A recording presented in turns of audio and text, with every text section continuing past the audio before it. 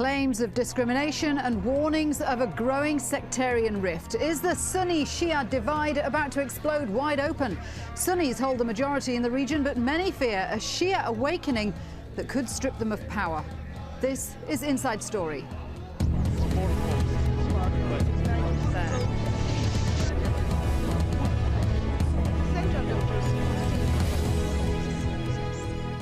Hello there, welcome to the programme. I'm Shuli Ghosh. Well, this week, two Shiite activists in the Gulf states have been stripped of their citizenships, sparking claims of discrimination and pointing to growing tensions between Sunni and Shia. Kuwaiti activist Yasser al-Habib was accused of abusing religious symbols and trying to cause a sectarian rift. He'd made disparaging remarks about the Prophet Muhammad's wife.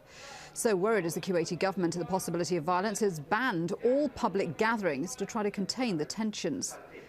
Meanwhile, in Bahrain, Ayatollah Hussein Mirza Najati was stripped of his passport on Sunday in a clampdown on Shia activists ahead of next month's parliamentary elections. Bahrain has seen a wave of clashes and street protests by Shiites who form the majority of the population, but say they face discrimination in state jobs and housing. Well, Sunnis and Shias are, of course, both branches of Islam. Some argue that the differences between the two sides will come increasingly to the fore, determining regional alliances and political attitudes. Let's take a quick look at the distribution of the two major Islamic sects in the Middle East. The majority of people in Bahrain are Shia, even though the government is Sunni. They make up almost two-thirds of the population. Shia also make up the majority in Lebanon, Iraq and Iran. But across the rest of the region, the Sunnis are dominant. In Syria, the population is mainly Sunni, even though the ruling elite are claimed to be Shia.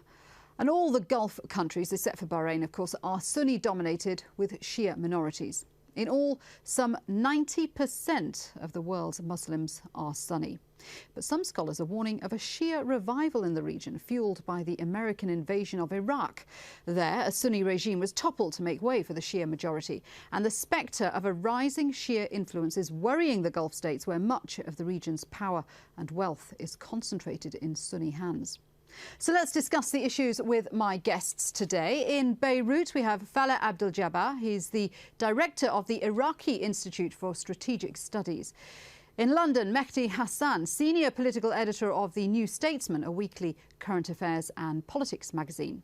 And also in London, Azam Tamimi, director of the Institute of Islamic Political Thought. Gentlemen, welcome to all of you. I should point out at the outset that I am not a Muslim, so I'm coming at this from an outside perspective. But it does seem that one of the main problems for Shias in the Arab world is one of marginalisation. Faleh, would you agree with that they feel marginalised whether they're the majority or the minority of the population? Indeed, I mean, there is this element, definitely. You know, sectarianism is in its positive side, and this is you know, a paradoxical expression, but nevertheless a true one. It's a signal that there is, you know, something wrong in the system. Just like you're having temperature in your body, or having inflation, or the bank system collapses, you know, it gives you a signal that the system is in trouble, that there is something wrong.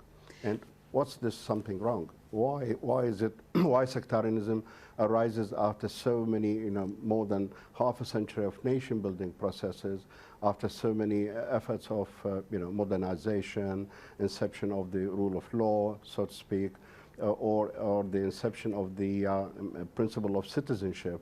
But has there not been differences of opinion and conflict between Shia and Sunni for centuries, ever since they both diverged? Well, absolutely. I mean, this sectarian divide, the Shia-Sunni divide, is more than 4 centuries old. What happened during the last decades, 2 decades, or 3 decades, in fact, is the politicization of these differences. And from there, even we have a militarization of these differences, as we have seen in the Lebanon, in Iraq, and indeed in Yemen. So why this politicization? Why at this point? We have at least 3 clusters of factors. One is the failure of distribution, fair distribution of power and resources. And since most of these countries are either rentier states, meaning they have oil revenues, external revenues, external as far as society is concerned. So the distribution of power is also a distribution of wealth. And any disequilibrium in this distribution would generate grievances, and grievances would tend to be politicized. This is one. But number two, which is very important, is the decline of ideological politics. And I mean by that Arab nationalism and Marxism, which covered the horizon really during the 50s and 60s. This decline gave rise to a political Islam, which is sectarian by definition, even if it is dormant in this or that case. And the third signal, the third factor is the rise of Islamic revolution in Iran, which changed the political culture in the whole region, across the region. And we have this shift, strong shift towards Islamization of politics, Islamization of culture, Islamization of this let me that. bring Mehdi in there, because that is one of the things that seems to be a factor here. Not so much religious differences, perhaps, but geopolitical factors and perhaps a fear over Iran and Iran's intentions? I think it is a lot to do with geopolitics, Shuli. As you said, this divide has been going on for 14 centuries, since the Prophet's death in 632 AD. There's no real reason why it should rear its head now more than in previous decades or centuries, other than the political situation of the Middle East in particular at the moment. And you look at the Iraq War, which you mentioned in the introduction. You have the invasion of Iraq, which put one of the biggest Arab countries, one of the most important Arab countries, the governance of that country into the hands of the Shia majority, which had been repressed by a Sunni elite led by Baathists, led by Saddam Hussein for decades. And that upset a lot of vested interests in the region. And it was also exacerbated by an American occupying force that played off different factions against one another. They lined up, the Americans under Paul Bremer set up Iraqi elections on the basis of Shia, Sunni, Kurd, etc., which led more to those divisions. Let's not also forget, though, we can't just all blame it on the Americans, much as we like to. There's also an issue of Al-Qaeda, which is kind of the elephant in the room. We have an ideology of takfirism, jihadism, whatever you want to call it, which sees not only Americans and Jews as the enemy, but also Shias as the enemy. We saw bomb blasts in Pakistan a couple of weeks ago, which killed hundreds of innocent Shias, and which the Taliban and the Al-Qaeda groups who carried it out said, well, it's because the Shias are our enemy as much as the Americans are.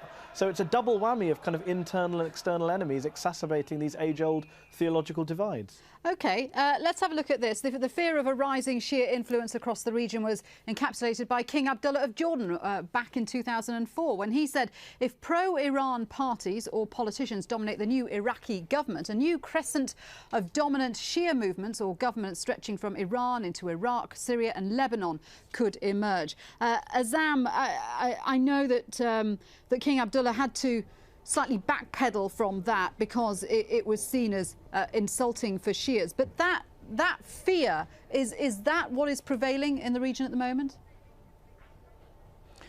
Well, it does exist within many circles, but I think the statement by King Abdullah at the time had very much to do with the potential switch in policy by the United States of America, which felt after the invasion of Iraq that Iraq was being taken over by the Iranians, and that the Iranians ended up having more influence on Iraq or in Iraq than the Americans themselves. But of course, the concern does exist. It exists in Iraq, in Bahrain, in neighboring countries, in Saudi Arabia, elsewhere in the region. But it is mostly generated by the political crisis. And if you remember, when the Iranian Revolution happened a long time ago in 1979, the Americans played the Sunni card by sending Saddam Hussein across the border to subdue the revolution. And Saddam Hussein, prior to that, wasn't a representative of the Sunnis, and he oppressed equally the Sunnis and the Shiites, and it wasn't really a Sunni regime. Well, this was a big miscalculation for the Americans, wasn't it? Because they were supporting Saddam Hussein, and then when they came to remove him, they suddenly had this vacuum in which the Shias have now gained more influence. Iraq was a similar miscalculation. When they wanted to remove Saddam Hussein, they decided to play the Shia card, and they brought all these Shiites who were with us here in London and elsewhere in Europe and America as refugees, brought them and installed them in power, hoping that they do the job for them. So actually foreign intervention plays a major role in the current crisis. Mehdi, do you agree with that? That Iraq is now, the whole situation in Iraq is exacerbating the issue?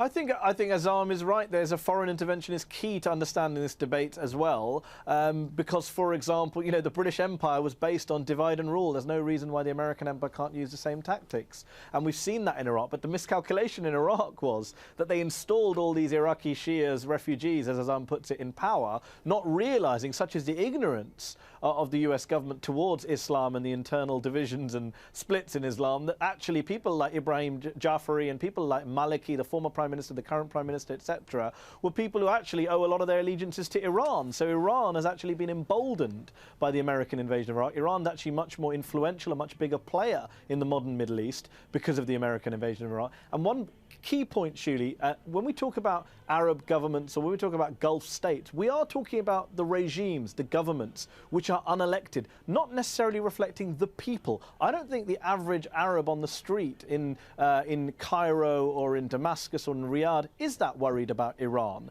I think they are still much more worried about America or Israel or Britain or whatever it is. And you saw in 2006 in the Lebanon war, Arab governments tried to back Israel at the beginning because Israel was taking on Shia Hezbollah, but they had to switch their position because the Arab streets started naming all their kids Hassan Nasrallah and started holding "We're with Hezbollah" placards. So you have to be careful about confusing the Arab governments with the so-called Arab street. Absolutely, I take your point. And just to add to that, wasn't the joke at the time of the invasion that a lot of the Americans didn't know the difference between the Sunnis and Shias, particularly in the intelligence community.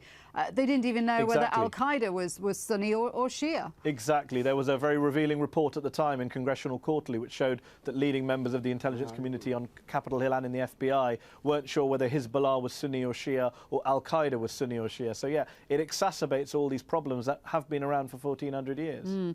Fallow, what do you say to those who worry that, for example, in Iraq now, we've seen this political upheaval. We have seen an alliance between the Shia State of Law Coalition, the Shia Iraqi National Alliance,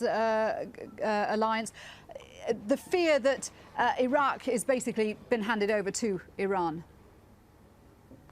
Well, let me disagree with some of the points. I agree with most of the points that were mentioned earlier by my colleagues in this meeting. First, I mean, the Americans did not empower Shias. They allowed the empowerment of Shia Islamists. There is a big difference between Shias and Shia Islamists. We are talking here about an ideological strand.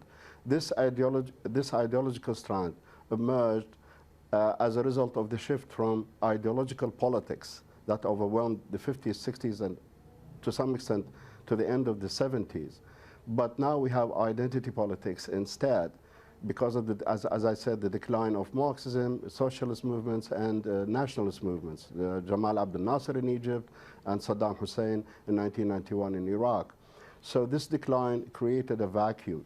And the Americans actually relied heavily on Shia liberals like Ahmed Chalabi and Shia liberal nationalists like Iyad Alawi, but they couldn't, simply because the identity politics of the Shia as a sectarian concept gained mass approval and was embraced by the people inside the country. And to say that empowering Shias full stop is a total mistake, simply because, as I said, there are But what about the effects on the rest of the region? I mean, this has been said. Hang on a minute. Continue. Yeah. I mean, we need to talk, in specific terms. Neither the Shias are a monolithic bloc. Some of Shia strands opposed American invasion, like the Sadrists. And look at the dilemma now in Iraq. We have three Shia blocs, unable to hammer out an agreement, which means that they have different political agendas and they have different attitudes towards Iran. And Iran does not, failed to create a pan-Shia bloc thus far.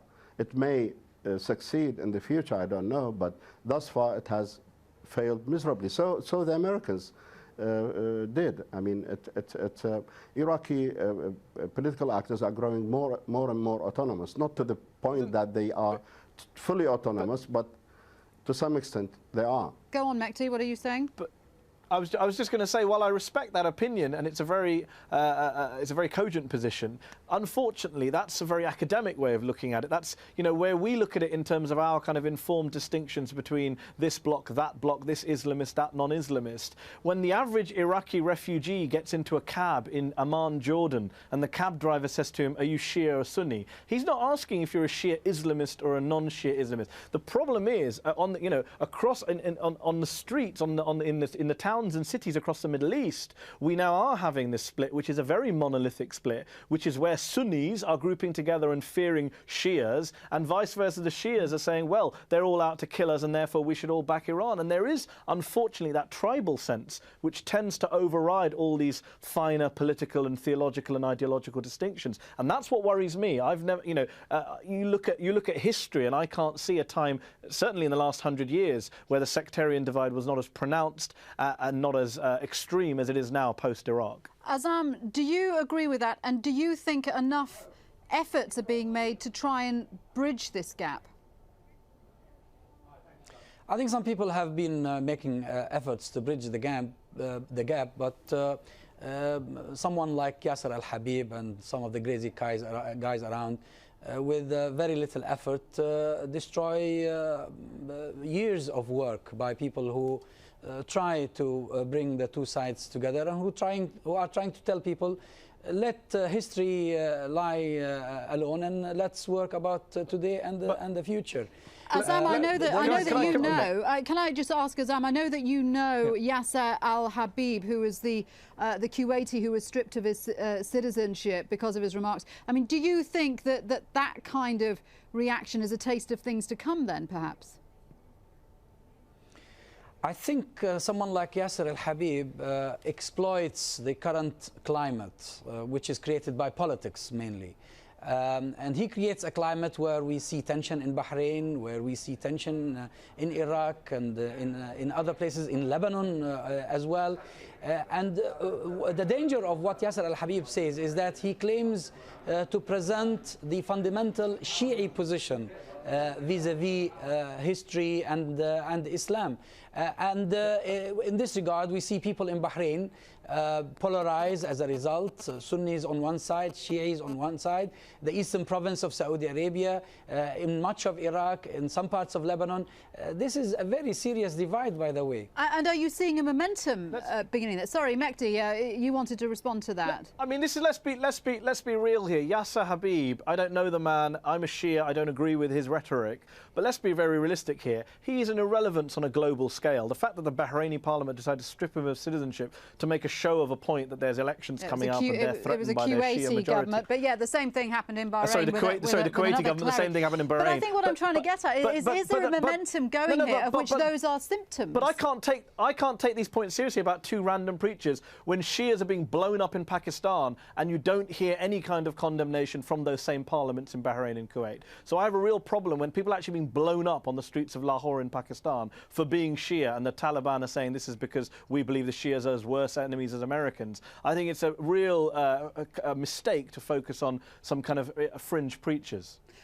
But in terms of the Middle East and the Gulf, where it has already been pointed out that mainly the Sunni regimes are the ones who control the wealth, the oil production, the political power, and are undemocratic.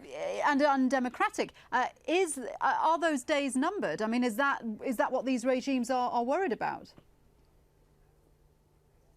I suspect they are. I suspect, especially regimes like Bahrain, where there is a majority Shia population and the government is totally unrepresentative, I suspect they look at Iraq. The great fear of Iraq was, here was Iraq, where the Shias had been kept down. It was the biggest Shia majority country, a very, very important country in the Middle East, politically, culturally, religiously. And you had actually here a Sunni dictator removed and Shias actually empowered. Whether they're Shia Islamists or non-Shia Islamists, that's fine. I take Fallah's point, but that has worried a lot of these decrepit dictators in a lot of corners of the very undemocratic Gulf region. Do you think that the US and the West is perhaps worried at the potential of instability in countries like Saudi Arabia, who are their allies, because of Shia opinion? I mean, I think if America is worried about its allies in the Middle East, countries like Saudi Arabia and Egypt, which are undemocratic dictatorships, I think they should be very careful about an Israeli or an American attack on Iran. Because if tomorrow, God forbid, there is a war in the Middle East in which America and or Israel attacks Iran, and these Sunni Arab dictatorships decide to back that attack because they see Iran as a threat to them, you will see turmoil on their own streets because their populations will not be with them. All the polling shows that actually the Arab street doesn't support any attack on Iran and actually sees Iran as standing up to the West, which they prefer to dislike. OK, let me throw one more other thought into the mix.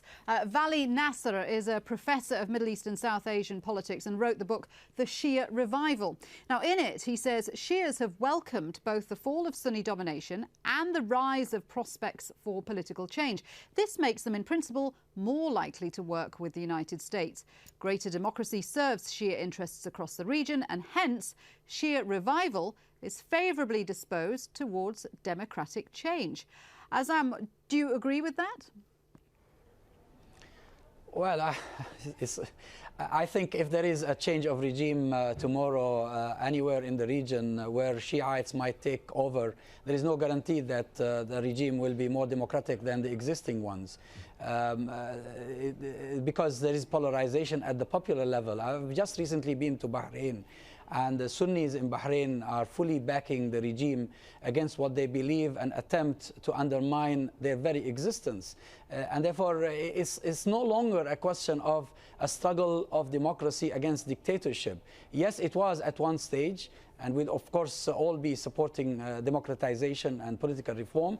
But when a threat is perceived by a substantial substantial ratio of the population, it becomes something else. It becomes well, it's not just a substantial ratio. I mean, they're the majority in Bahrain. The Shias make up the majority, so they are effectively being ruled by a minority. How long can that situation continue? Well, the government anywhere in the world is a minority government, but that's not the issue.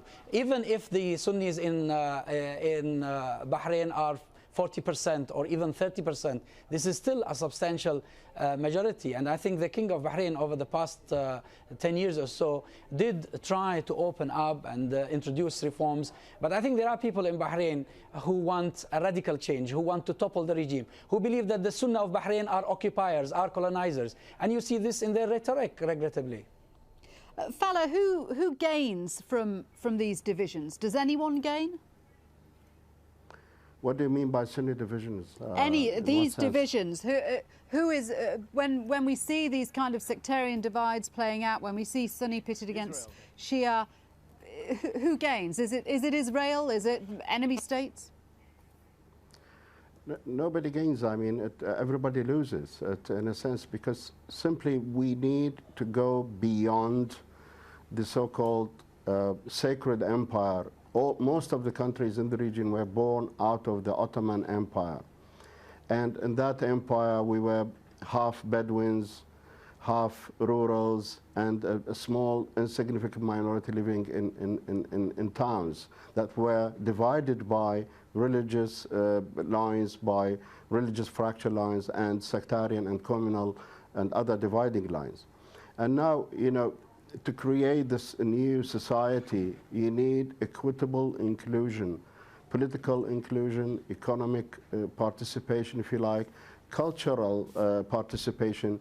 Most of the Shias, for example, the demands began to have some cultural rights, meaning to have their rituals, to do their rituals, to have the call for prayers to be said in the Sunni version and in the Shia version. These were simple cultural demands, and they were politicized because there was cultural violation. Okay, we're running out of time. I'm sorry to interrupt you, but let me just bring in Mekti for one last word. No, I just want to say one point.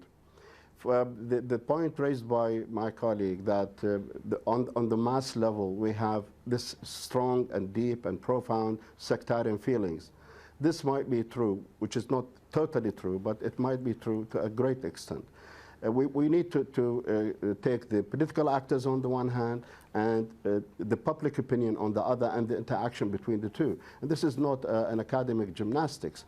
This is the real analysis, relying on surveys, on questionnaire or interviews and text analysis, not to, just to contrive something while we're sitting on an armchair. OK, Falak, we're going to have to leave it there. Gentlemen, thank you very much indeed for taking part in a fascinating discussion. My guests today, Mehdi Hassan, Falak Abdel-Jabbar and Azam Tamimi. And thank you for watching. If you do have any comments, do email us at insidestory@aljazeera.net. But for the moment, from me, Shia, see you next time.